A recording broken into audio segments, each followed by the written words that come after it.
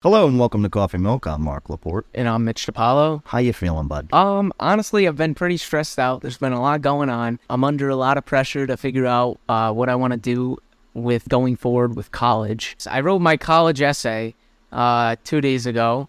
That was pretty interesting. What do you have to do for that?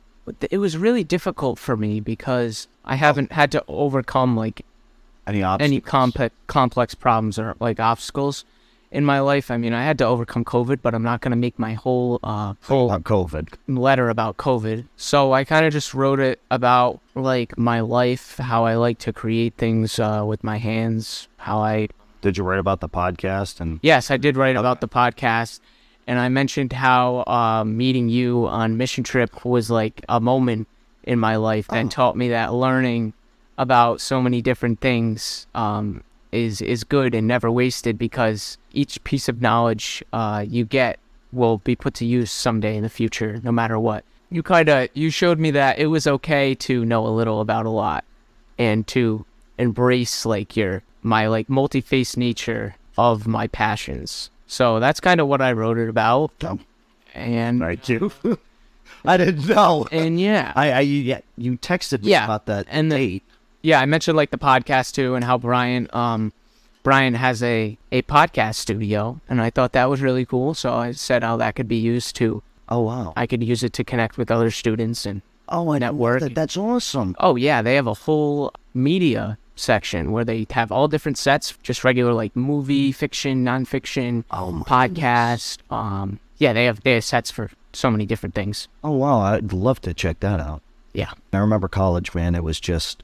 I was constantly stressed, but I also had a good time. It seemed like for me, I flourished in college. High school, horrible time. I mean, I wasn't a great student. In college, it was just like, oh, wow, all you have to do the homework and you're going to be successful. That's pretty wild. Plus, it was actually classes I enjoyed. It was all financial or entrepreneurship. I mean, the first 2 years was computer science, and I liked that, but I realized then on I did not like computer programming. It was too tedious for me. But I was always constantly stressed, and I want to say I was probably really depressed too. That's what killed me. Yeah, I have not been feeling too hot, to be honest. I mean, I've been depressed, I guess you could say. It's just so difficult to be able to just sit down and say, this is exactly what I'm going to work towards for the next year of my life. And then it's not the next year of my life, that's going to carry over into the rest of my life. So it's so difficult to be able to just pick one thing and be okay with it. I think college at this age,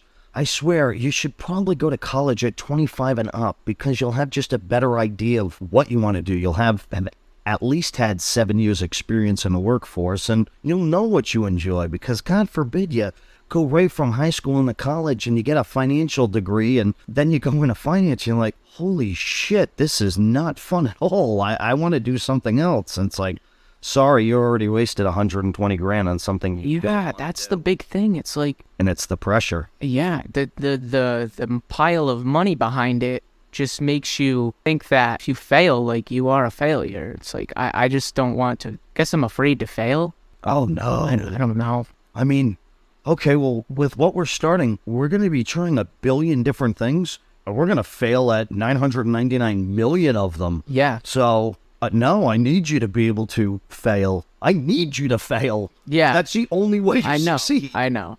That I have learned that with every failure there's a lesson, but it also helps to have kind of cheerleaders on your side, and it's tell you it's okay to fail, and not people to tell you you need your shit figured out right now, because at 19 or 20 years old, I did not have my shit figured out. Yeah, that's the biggest thing. It's not having it all figured out. It's just the constant thought in my mind, and it's so difficult to just be able to get that out of there and just do. I'm sorry, you've been brainwashed for 18 years, okay? People are going to decide everything for you, and then you know when you're going to school, you know what the classes are because it's already all predetermined. 18 years. You get out for 1 year, and now you're an adult, and you're supposed to unbrainwash yourself and start thinking for yourself. I'm sorry, that's just not how any of this works. It's it's going to take time for you to figure things out, and that's the beauty of this whole journey. It's you shouldn't feel so much pressure. I definitely do. The scary thing about the way I feel right now is I really do have those moments where I feel happy and I feel content with what I'm doing in that moment. And I'm like, I might not have it all together right now, but I'm doing this and I'm moving forward. I'm not taking steps back. And then I'll have other days where it's just like I question everything that I'm doing all at once.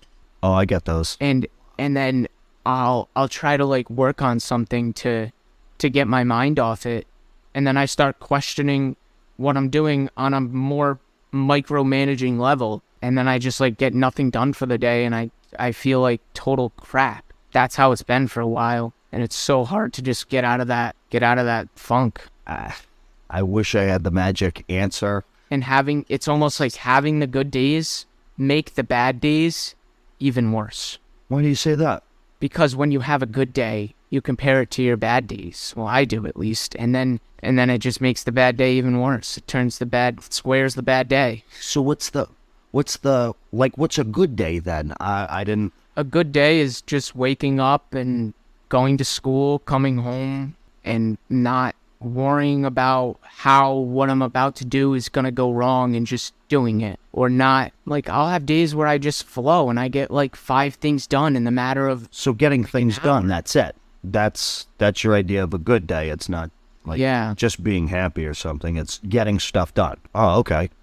See, for me, just a good day is just a good day. Like, I wake up and, it's a beautiful day outside and come downstairs. And it's nice when I don't have anything to do because those days are just few and far between. And I can just sit and relax and play a video game because to me, a good day is when I actually don't have to do anything. That to me is a good day. Yeah. I don't know. Maybe because I don't get so many, but maybe just you got too much on your plate. And don't think about it all at once. Try and just focus on one thing at a time. Yeah, that's something I definitely struggle with, focusing on one thing at a time. But that's okay. It's so hard to not think about everything else while I'm doing one thing, Yeah, I mean, you saw me when you just came in a little while ago, and I'm trying to upload this video for my job, and I had to do a billion different things, and my mind was just going a million miles a minute, but... Yeah. I don't know, you can always call me if you're in a funk, like, I'll always try and help you out. So now I got a thought exercise for you. Okay. How about this? Thought exercise. How about... Time to take my mind to the gym. Yeah, pretty much. What if I were to... And I got this from Grant Cardone. Remember that Undercover Billionaire show I showed you a while back? Yes. Pretty cool show. He was in the 2nd season. Guy's fascinating. So I got this from him, and it's like, I give you $1 million cash today. Right now, I give you $1 million cash. Are you happy? $1 million, just... Yeah, I'd be happy. Like, hell yeah. Like, all of a sudden, you got $1 million cash. Gonna say no. Could anyone get you down from something like that for a little while? You got $1 million cash. You just won the lottery right now. Nobody could kind of take that high away from you now, right? No. Like, you're feeling good. Everything's... Yeah. Nobody could mess that up. Yeah. So the thought is, I give you $10 million. Now I give you $10 million. You're 10 times happier. Maybe you couldn't even be happier. But the deal with the $10 million, I give you $10 million cash right now. You can't wake up tomorrow. That's it. Do you take the $10 million? No, of course I wouldn't. So you're telling me that waking up tomorrow's worth more than $10 million. You just said if you had $1 million, you'd be really happy and nobody could take that away from you. But now you're telling me that waking up tomorrow is worth more than that. So why aren't you waking up happy every day and realizing, wow, this is great. This is worth $10 million. Like, why aren't you so amped up every morning and like, holy shit, I got another day. I got another chance at life. This is going to be amazing. I ask myself that question every time I wake up. If you can get in that attitude of gratitude when you wake up and just think about that. Maybe I should try and think about the things I'm thankful for when I wake up. That helps me a lot. I get out of bed and I'm like, all right, today's going to be a good day, like get dressed, get ready. I don't know. I just like... There's a moment where just like everything gets turned off for me. And it's just like I'm not excited to go about the day anymore. That's a whole... I really don't know how to describe it. But it's not like you can tell a depressed person, well, if you just snap out of it, everything's going to be so much better because you can't snap out of it. And I understand that. At some point, sometimes you do. I do snap out of it sometimes. Yeah. It's just like, oh, wow, I feel a lot better. I don't know why. And it's just like how depression hits me. It's I'll be talking to you clear as day, smiling. All of a sudden, the switch flips. I mean, I just want to show you. It's like I give you $10 million, but you can't wake up tomorrow, and you're like, well, no, I want to wake up tomorrow. It's like, okay, well, That's a really good way to think about it. Exactly. There's That is something really here. interesting. So if you maybe wake up with that, it's like, wow, okay, this is worth more than $10 million today. How can I just maintain this happiness or something like that? Because you become a magnet. When you become happy and just grateful, you become a magnet to people, to deals, to just everything. And you're in college, and I want you to be kind of amped up and be that magnet in college so you meet fantastic people, and like your journey is just amazing. And I know. I just see also so feel much like maybe it's because I blame the world today. It's like they just show you. I do this want to stuff. blame the world right now. But we can't because we're not victims. I've been trying to, I don't know, like try and talk to people more. Like just walking down the hallway, I've been thinking about like, hey, maybe I should just go up to a random person and be like, hi, how are you? Maybe that would cure my depression a little bit. But it's like, It was a great movie. We Bought a Zoo with Matt Damon. Now, it pretty much seems like every episode I'm going to reference some movie. That's just how my life is. It's just a series of movie quotes. But in it, Matt Damon talks to his kids about if there's something that you're afraid to do. I don't know, if there's somebody you want to talk to, like you were saying, maybe I should just talk more to people in college. And yes, I think that would be very beneficial. If you're afraid to, just think, all I need is 20 seconds of insane courage. Use those 20 seconds, go up, introduce yourself, try and meet them, and then see what happens. Worst they could say is no. And we talked about this. I'm like, well, when you told me we got the interview for the guy, I was so excited. But it's like, yeah, reach out to more people. I said, we'll try and reach out to the guy, Niche Twins on Twitter. And you're like, no, he's too big for us. It's like, yeah, but you never know. The worst he could say is no, or he could laugh. Like, I don't care if he laughs. I think if you kind of follow that motto, just try and do one thing with 20 seconds of insane courage every day, or maybe once a week. Try and do that. And it might bring you out of something, might make you a little bit happier, just trying something. I don't know. That's just my weird thought. yeah. I've done that a couple of times, and it always works out well for me when I do my 20, because there's nothing I'm afraid of. It's like, all right, I'm just going in with the expectation they're going to say no, and I'm just going to go in and throw my pitch. Yeah, I could do that more. I feel like Try it on Twitter. I feel like that's a thing I think about too. Like when I get upset about myself, it's like I think to the past when I was a bit younger and I kind of just attacked any idea I had, thing I wanted to do. Like I was the kid running through the hallways of the school yelling the weird phrase of the week, how that went. And then it just flips one day. And that's what I always think about. How do I get back to that moment where I'm just living and I'm just like, hell yeah. Like, how do I get back to there? I know exactly what you mean. And I have that feeling so much. And it's like, That's wild. You all, like, you remember that feeling and you're just like, well, where'd it go? how do I get that? I don't understand. And Like, what's scary is like, I feel like I shouldn't be feeling like this right now. Like I'm only 20 years old. I just turned 20. It's like, I don't know if I brought this I feel like I've thrown myself into too many like controversial topics about the world. And as your problem. I've also like bagged up all of the negative experiences and like regrets in my life, bagged that all up into a little present. And then every time that I'm depressed, I just open it. Sorry, I know exactly. Yeah. That's like that. I open that present, I'd say 5 times a week. Ooh. Like every day I look at it. I think I'm down to maybe a couple of times a month. Yeah, I wake up and I think about negative thoughts. Yeah. But I do have days where I get the negative thoughts and I'm like, no, not today. And I just keep going and I get up and I move and I... What's different about that day than all the other days? Like, how do you get your mind to constantly do that? That's also my issue. That's the struggle. That is the struggle. I'm sorry, man. I just... if I could figure it out, I'd give... Yeah, there's no equation for this one. No, it's just, I feel like you need to talk. I think men need to talk about this shit more. They do. We really do. I mean, if you look at our first guest episode, it's just like, it's heart-wrenching. Charlie needed his people, and yeah. you don't have your people, if you don't talk to people, your mind goes to dark places. That's why I just want to let you know you can always talk to me, dude.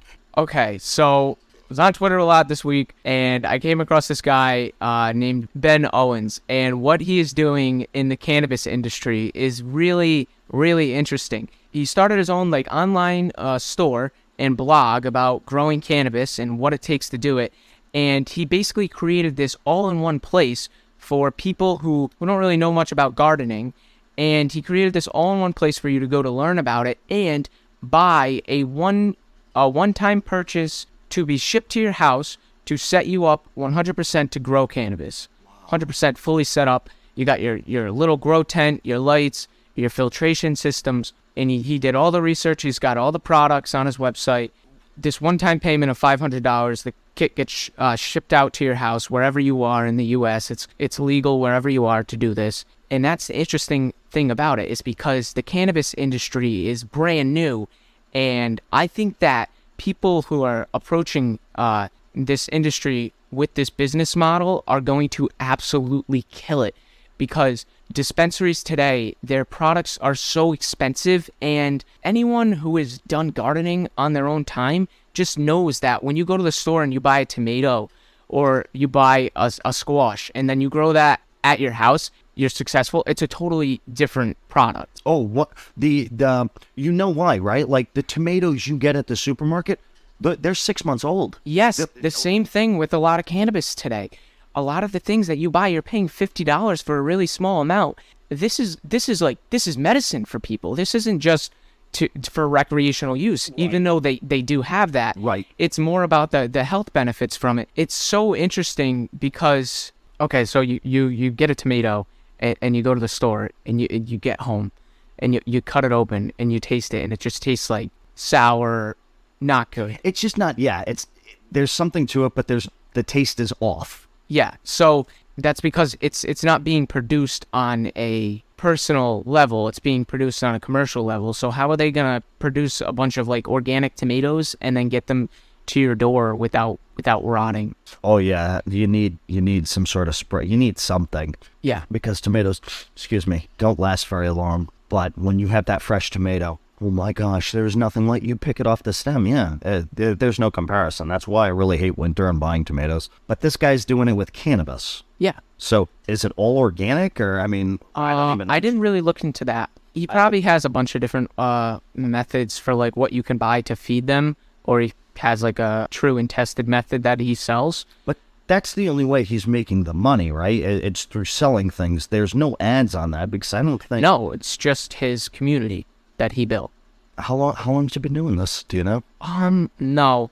Honestly, I'm not sure. So, because what I thought he was doing was just so amazing, getting people from buying products to producing them by themselves in their home, having something that they put their energy into is great, and we really need to see more of this, whether it be with cannabis or anything that you're consuming.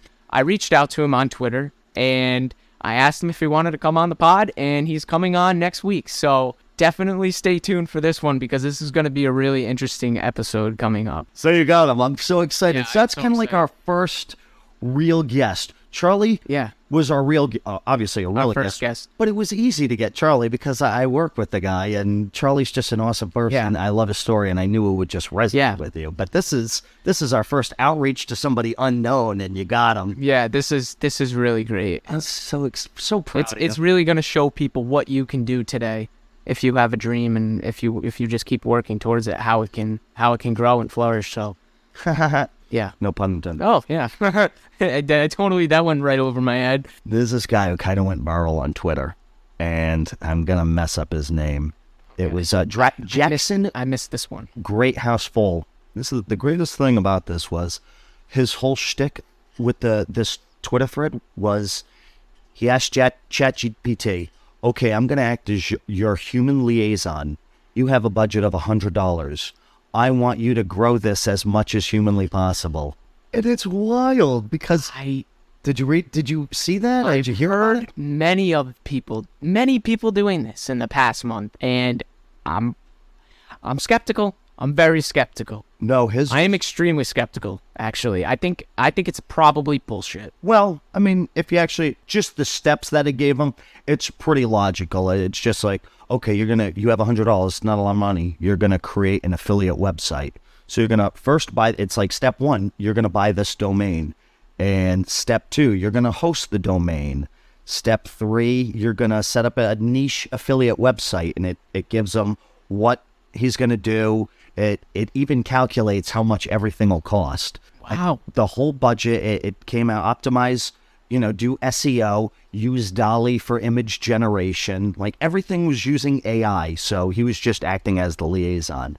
But he wrote this all in a Twitter thread, and I guess some corporations loved the thread, plus it went viral, that they asked to pay to be in the thread. So then, boom, he gets like an extra $1,000 from a company, and he puts the company in the thread. Then he tells ChatGPT, we have $1,000 from this. How should we interact with this person on Twitter?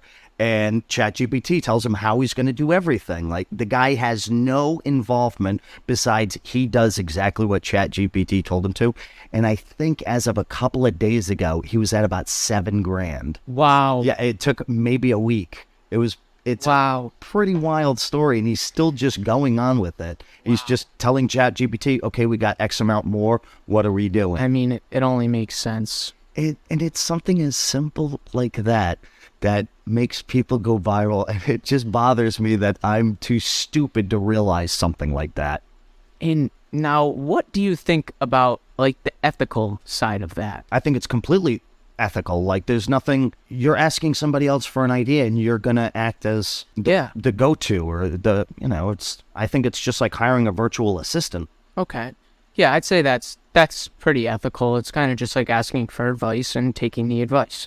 Which makes sense. So, have you heard about you've heard about all the Copilot tools that are coming out, and like the greater vision for all of these AI tools, right? And how they're going to be implemented in Docs, in Gmail, in Google Sheets, in Slides, all basically every screen that you can navigate to on your computer. There's going to be a section where you can ask AI to help you. Awesome. But is it awesome? Because yes. What happens when 90% of the people have that on their computer because it just comes along with Google Docs? And then what happens when everyone's using the AI?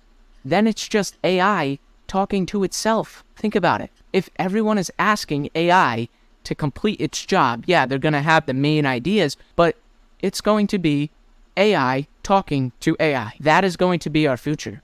If this doesn't change, it's only getting better every day. It's going to be AI talking to AI.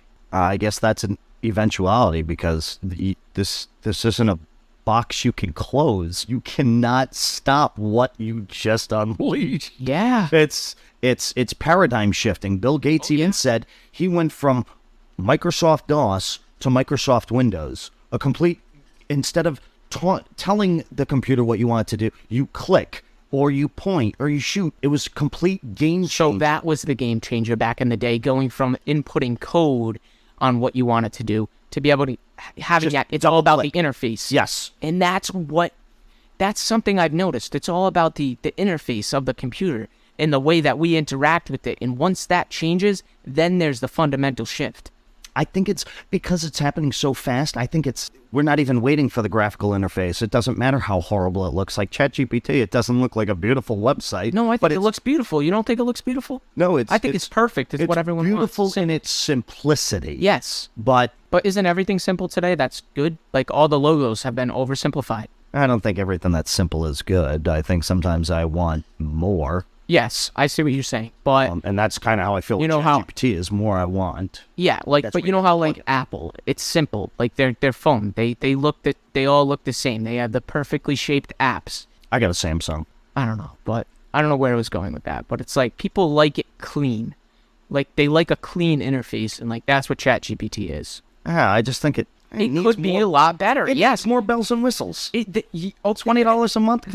And yeah, that's the annoying part. They could have so many bells and whistles on it, but the other thing is, you can't really add all the bells and whistles to this because it could destroy a lot of things really fast. It's too late. It already has. It's too late. They're trying to make it slower, but it seems like by making it slower and throttling it, everyone wants more and more. It's as you're having a customer service rep at your fingertips, and it's instantaneous. It's no waiting. Oh, well, give me 2 to 3 minutes to look into this. It's like, no, I got a problem, ChatGPT. Help me. Okay, well, this is the issue right here, so you need to do this. It's like, for me, I welcome this new change. I was really welcoming it until I've kind of had the realization that it's going to be a bunch of people telling AI to talk to the other AI across Twitter or across Instagram. Yes, but also think about how amazing that is, because through the AI, you can just actually write what you want, and the AI will create the code for that. It's not,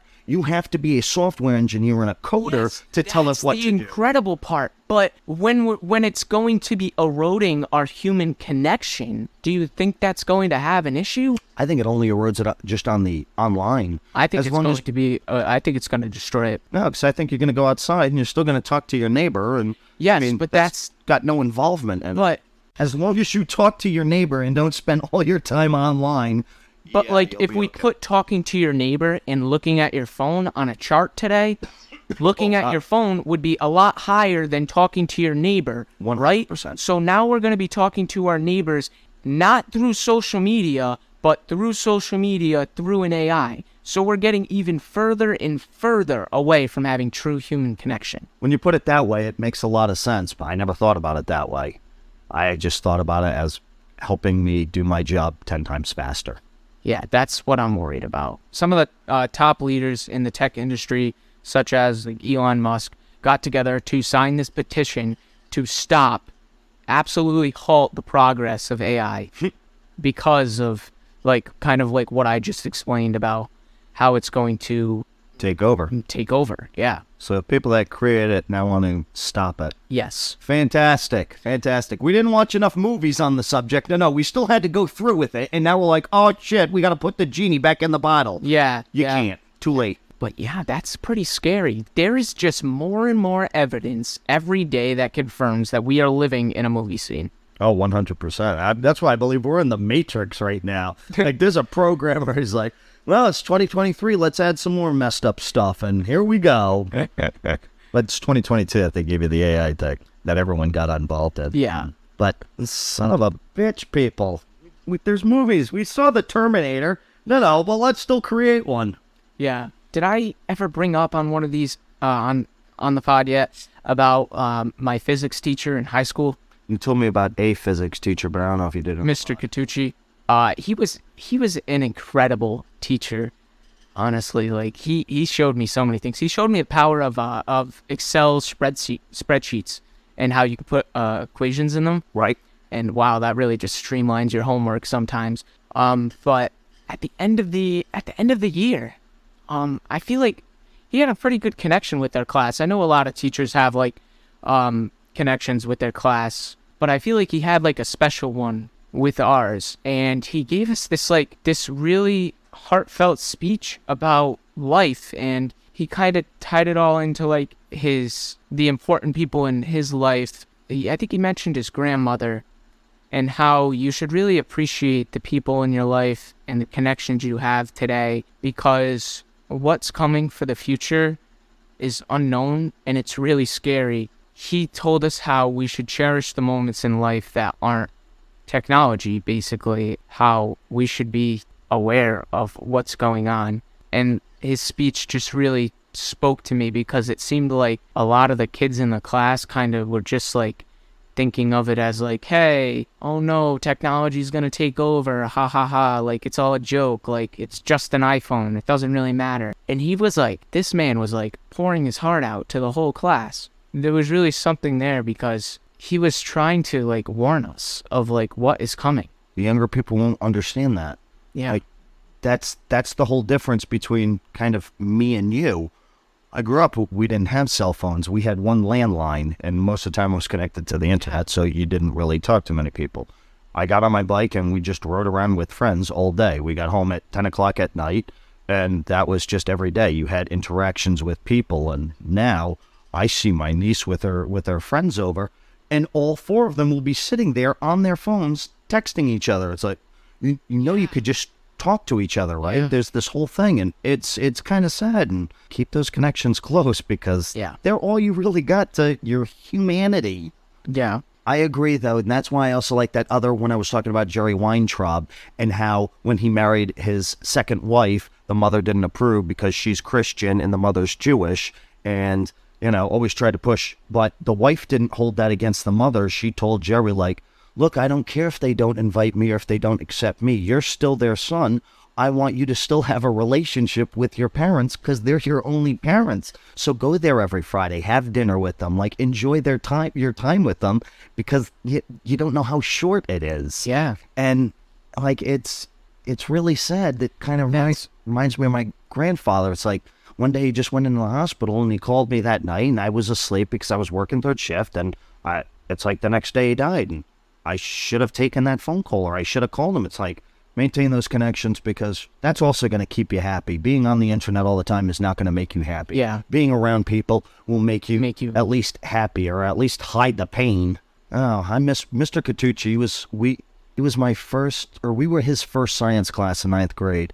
And he was just an awesome person. Even when I graduated and I was in college and I had a problem with my physics class, I went back to high school and I had asked him for help. This was maybe 2-3 years out of college, out of high school, and he still remembered me. He took his lunch break off. We sat in the library, and he made sure I understood that, and I will never forget him for that. And I still didn't like really tell him or say thank you. I know he owns like a brewery or something, or he recently sold it. Yes. So I gotta somehow reach out to him, because that just sparked my memory. Mr. Catucci, yes, the guy, the gold standard of teachers. But yeah, he had some pretty cool theories about the future too.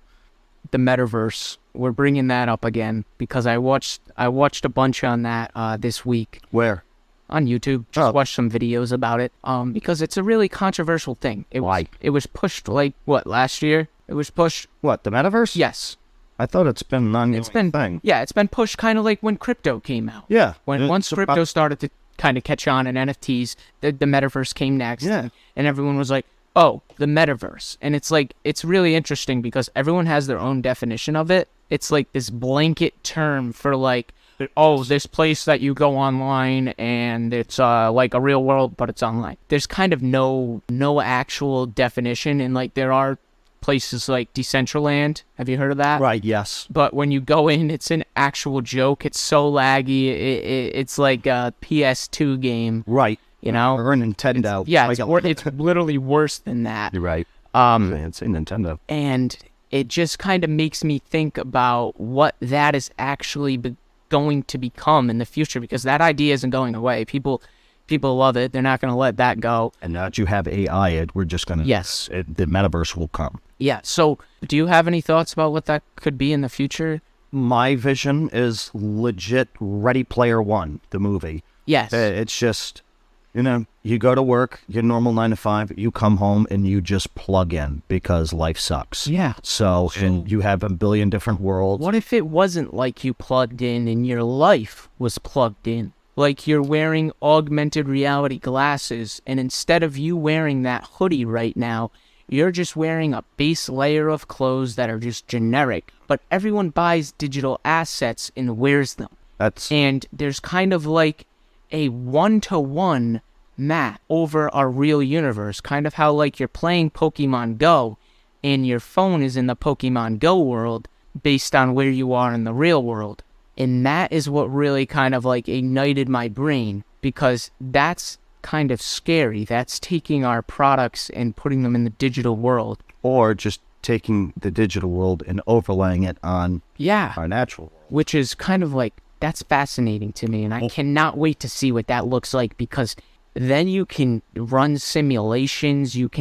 It's like cars will be driving from data not based on the real world, but based on the digital world overlaid on top of our real one, because we can update information so fast to the internet, and there's going to be so many cameras and ways to collect data that we can literally build a world parallel with ours. Okay, now you scare me, because I realize that yes, you need cameras to have something. And you need the data. we- And the cameras, I'm not a big fan of cameras because I read 1984. I know how this movie ends, and it's not very good. Yeah, and we are every day getting closer and closer to a fully surveyed Earth. It'd be crazy. It's almost as if you're going to downgrade your entire life to upscale your life in a digital world. How you see people, you see just one layer of clothes, like, black on black. It's just these pants, you got normal shoes, everyone's got the same shoes.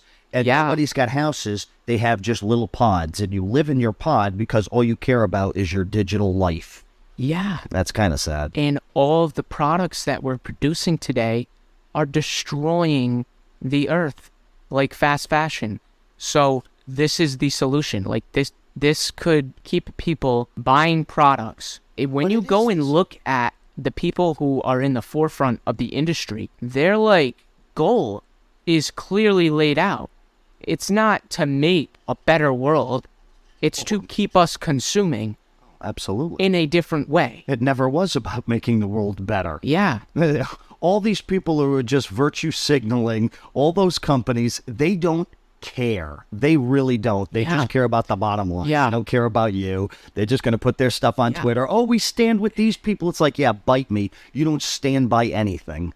So do you actually ever think that maybe the metaverse could solve a lot of our problems? Not a lot. Just, I don't know, the climate problems that everyone's worried about. It's like, well, if you have a metaverse job, because I do remember a couple of years ago, maybe it was last year, a guy at Subway works at a Subway in the metaverse. And I didn't understand it. I'm like, what, are people going to eat imaginary sandwiches? But no, he kind of takes the order in the metaverse, and then the normal person either goes to pick it up or they send a delivery guy to go send them the sandwich. I thought that was pretty unique. I don't say... Yes. I mean, how many people are actually ordering Subway sandwiches? But that's kind of wild. What if everybody has their job in the metaverse and nobody's using cars, nobody's using transportation? So, boom, eliminates the oil and gas industry and eliminates, the CO2 and all the pollutants in the air because nobody's really leaving their house. Well, people will be leaving their house, and we still need electricity. No, I see what you're saying. Like the fast fashion, it would get rid of that. People will now buy their clothes online. Yeah. So you eliminate all that waste and... you're not printing stuff anymore because everybody's getting all their information online and through their glasses. I did see when I was researching it this week that there is a movie theater that you can go to. I thought this was actually one of the better ideas of it. You can go to the metaverse with your friends, and they have a whole movie theater set up with all of the movies on the wall that will be coming in the next months. They have a snack shop that obviously isn't really functional, but there is one functional part about it. You can go to Domino's and you can order Domino's pizza at the Metaverse movie theater and then have it show up at your house through Domino delivery. So, yeah, kind of like the Subway thing you just mentioned. But that's awesome. I didn't And yeah, you can kind of, and when you walk into the theater, people with the headsets on and who have actually been there say that the theater is actually really, really cool. It's like going to watch a movie with your friends, but in the comfort of your own home. In the comfort of your own home. You don't have to worry. And also, you can talk to your friends next to you. Like, you can...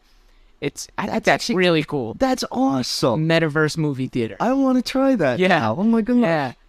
Because that's one thing that when Jay... I don't know, Samsung... That's something that can be monetized, That's really monetizable. How? What do you pay for a ticket for the movie? Well, yeah, you pay for it. You'd have to... You pay for a ticket for the movie, or you have ads in the movie theater. Like, if you have a new movie... Like displays. Like the movie displays on the wall. Like, when you walk into the movies, you see all the movies that are coming up in the next month. That's basically an ad, right? They pay to put that in the theater because someone made the theater, so they pay the theater. Could do Domino's, you could do Subway, you could do all kinds of... That's and having a Domino's in the metaverse, obviously... Domino's is going to have to pay the metaverse to have it in there. They're going to have a deal for maybe based on the orders or whatnot. That's fascinating. So I'm always wondering how people are going to monetize stuff, and half the time I never see it until it's explained. And it's such an easy explanation. It's just like you would the real world, which is so incredible. It isn't. That's beautiful and scary. And how do I get to the metaverse? Like, do I just need an Oculus, or what do I need? We're hoping that eventually it's going to be through classes. Okay, well, what I meant was, how do I get to that movie theater? You're going to have to go onto a specific metaverse platform like Decentraland. And then in Decentraland, there will be the movie theater. Okay. So I always wondered that. I mean, people tell me, well, yeah, you got to have that Oculus, but I don't have that stuff yet. I know it's a billion times better than what I remember, but I just don't think my computer is powerful enough to handle any of this stuff, so... Oh, yeah, when you go to the metaverse on any computer, it crashes.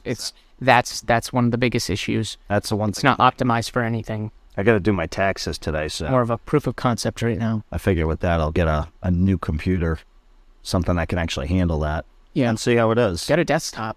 I like having a desktop, and I think I have one upstairs. I don't know, I just like the portability of a laptop. I like being down here and editing videos. Yes, and they are a lot more powerful now. Well, I always buy an Alienware because they last 8, 9, 10 years. You're not buying one now, are you? Yeah, probably. That'll be my next one. What? Because it's... No way. I get the... because I customize my entire thing. I'm going to get the AMD Ryzen. I'm going to get probably NVIDIA. You can get that in a regular AMD laptop. Yeah, but I'm still going to want to customize the damn thing so that I have everything I want. I just like their site because it always seems like they have more powerful processors and everything available. Because when I try and customize a regular Dell, I can only go up so high, and it seems like Alienware provides me with everything else. I guess. Because I want that crazy GPU. I want the crazy CPU. And you can still get that in, like, other computers. Yeah, I know I could do it with a desktop, and it would probably be half the price. But again, I want to be able to bring it wherever I want to go. Yeah. I like the laptop. I'll get a desktop because I'm going to need, especially for editing videos, that 100% is better. Because when I do it on this laptop, all you do is hear the fans. So, but yeah, the Metaverse, I want to go there.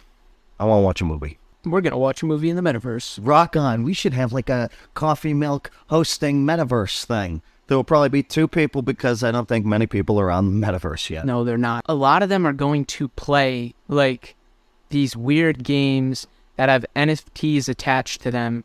And you like basically sit there and hit a rock or something and like wait Minecraft. to get a prize.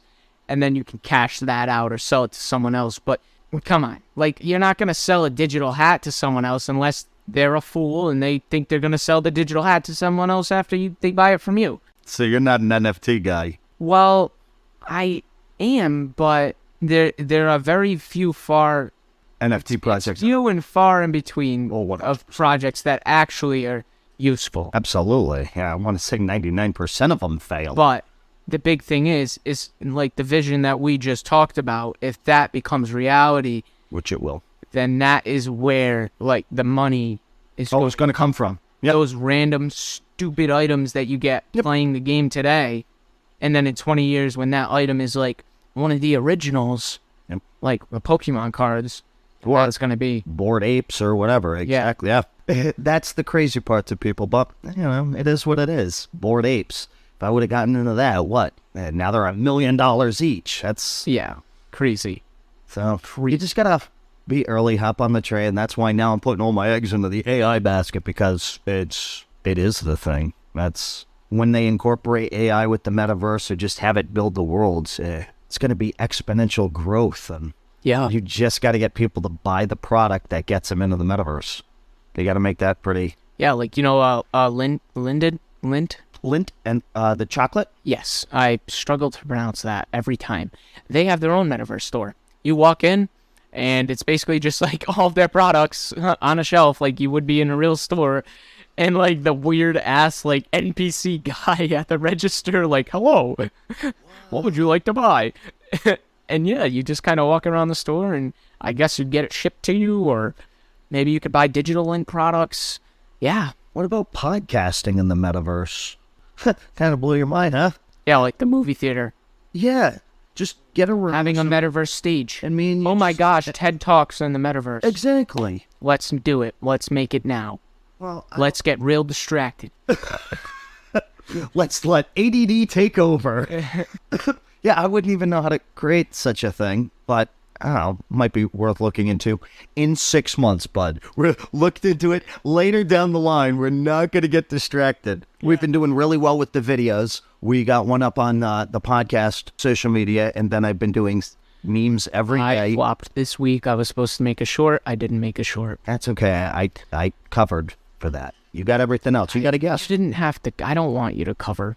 Right, but I need to see the. I still wanted it out on Thursday. You know, I was just afraid you weren't going to have it out on Thursday. So I was like, okay, I'll just do it. And I saw the product. But if it wasn't for that, if it wasn't for you, The one that you made was incredible. because of Adobe Podcast, Yes.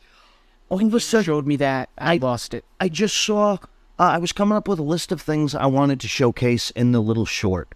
And I saw that Adobe Podcast thing. I was like, oh, well, let me take the audio from this short and put it in there. Now, I thought our audio is pretty decent. All you do is upload the file and then download the file. Adobe did everything, and it sounds like I'm in a professional studio. It sounds like I'm using $1 million equipment. Yes. My voice sounds deeper. Oh my gosh. It took what sounded like a YouTube video being recorded with a phone to having someone hanging a professional mic over your head. It's like I had a boom mic, a lavalier mic, Yeah. everything, and just superior equipment. But no, it was incredible. So if you're a podcaster and you're not using Adobe Podcast, just go to the enhanced audio, completely free. I think it's 500 gigs, one file. It really sounds like a lot when I say 500 gigs, but I don't even think you can have, oh God, if you have a file like that, if you have a 500 gig podcast, I think you left your mic on. yeah, for a year, Yeah. even if it's 500 megs, I don't think our podcasts get up above 20 megs. You can upload a bunch of audio and have it download to you, and it's perfect. Highly recommend it. I freaking love it. So I don't know when they're coming out with their podcast thing where you actually record through it, so it'll automatically be lossless. You don't have to enhance the audio. It does Yeah, everything for as you. you do it. That's kind of exciting. So I wanted to try that when we have our interview next week. Wait, they have a tool that does it real time? Yeah. Oh, Like that as probably we're works recording even now. better. Like we use Audacity. Oh, man. Yeah, this is going to be Oh, them. gotta try that out. 100%, but it's in the beta stages. We're on a wait list, so we'll see where that And goes. this came out a while ago. I remember watching a YouTube video on NVIDIA RTX Voice a long, long time ago. And that guy would run a vacuum cleaner next to his mic and bang on his desk at the same time, and you would not hear a thing. I think it was better than what we just heard. Really? Yeah. Because that's the only thing that Adobe won't take out is you like touching the mic or something. We'll always get those little clicks. It didn't take those out. It kind of muffled them a little bit. Yeah. But Yeah, I think maybe the real-time one will do that because NVIDIA RTX Voice was a real-time program that ran as you recorded. that's a GPU or is that? That's a GPU. That's wild. But it's only certain GPUs. It's like their higher-end line. Yeah. Say so. Couldn't do it on mine. I got it to open up, but it wouldn't run. That's why I got to get a new laptop or. Yeah, not- that's the thing I hate about buying stuff is for a reason specifically like that because I like all these these weird little tools and stuff and programs, but like certain things can't run them. And how are you going to know before, like while you're buying a computer that this graphics card is going to be compatible with this thing I need in a month? That's what kind of freaks me out. That's why it always takes me so long to buy a laptop because I have to make sure 1,000 ways because I'm going to have that thing for 5 to 7 years. Yeah. And I want to make sure it's amazing. Well, I think we kind of covered a lot in this episode. I want to end this episode with my hero of the past decade. Of course, this was in 2011. Something you said reminded me of this story. And these people, kind of a sad story, but great ending. They had bought their home from Bank of America in 2009, I believe. And they bought it all in cash. Then Bank of America foreclosed on their property for not paying the mortgage, which they didn't have because they bought the house in cash. They paid for the entire house. So Bank of America goes through foreclosure. I guess 2 months go by and the people had to get an attorney and try and deal with this whole situation. Like, I don't understand. They kept calling Bank of America like, look, this is a mistake. We own this house outright. I don't know what you're trying to do here. So Bank of America, 2 months later, I guess the case gets dismissed against the couple who's being foreclosed on.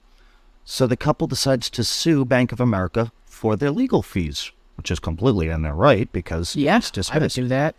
You could sue him just for the stress of the situation. Oh, God, I really would have. The judge gave him the okay. It's like, yeah, Bank of America, you got to pay him. It was just $2,500 in legal fees.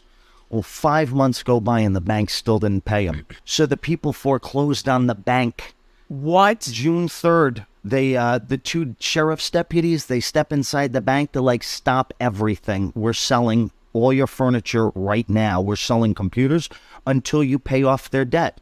Or you can just hand them over $2,500 right now. So it's just a beautiful thing. Like, the people get wrongfully foreclosed on, and then they foreclose on a bank for not paying their debts. Just those people were my heroes of the week. So yeah, you're darn skippy that the manager gave him a $2,500 check right then and there. I would have told him, no, I want cash because I don't trust any checks from you guys. Heroes of the week, foreclosed on a bank. That's incredible. You love it when the little guy wins. So that's my hero of the week. I thought that's a great way to end it. Yeah. That's it for this episode of Coffee Milk. I'm Mark Laporte. And I'm Mitch DiPaolo. See you next week.